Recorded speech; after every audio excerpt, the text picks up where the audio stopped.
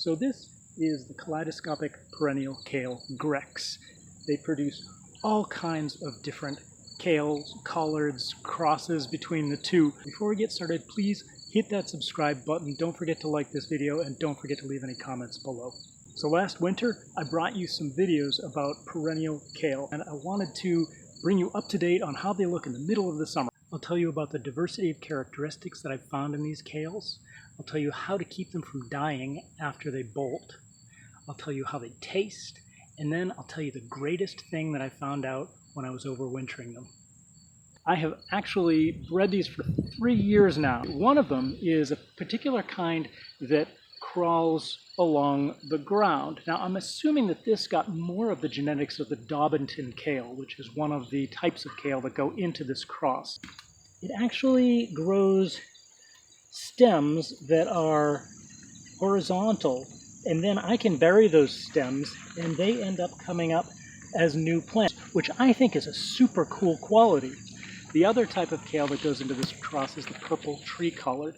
And as you can see, this one has a lot of purple in it, so I'm assuming that that's what that got there.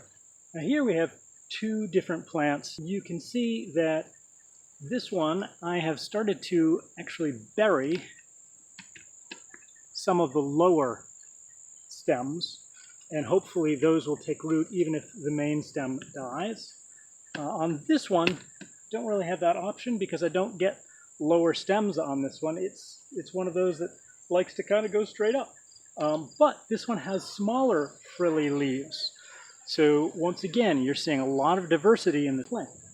The way that I am training them, I am actually cutting them off when they get to be only maybe 2 feet high. The reason I do this is the first year that I planted these, I had a little bit of a problem with one of them. It actually, in its second year, it bolted on a very thick stalk, and then that stalk died back. Now when that stalk died back, it took the entire plant with it. So I swore to myself, I'm not going to let that happen again. Plus, I don't really need super tall collards. What I need is bushy collards, bushy kales, things that produce a whole lot of leaves, not just on the very tip top of something that might be 6 feet tall. Now I'm going to show you a plant that I've recently cut back, and this is actually a first year plant. About a month ago, I cut the stalk back. It was probably about this tall, and I cut the stalk back, and now you can see we've got we've got 5 new stalks growing out of this. So this will be bushing out just like the others. This will be producing more leaves and quite possibly will last longer than one that I let go straight up. And then when it goes to seed, it has that big thick stalk, which may just die back. Now the different crosses have different flavor profiles, you might say. Some of them, as the summer moves on, they get a little more bitter. Some of them are actually still quite sweet, much like a collard. Now the greatest thing about these leaves is that they will last into the winter. Some of them will still be good in January and maybe even February. They get sweeter during that time, and also it's a time when I have less access to greens. Right now, I've got lots of Swiss chard, I've got other things. I've still got the sea kale too, which the sea kale will die right back.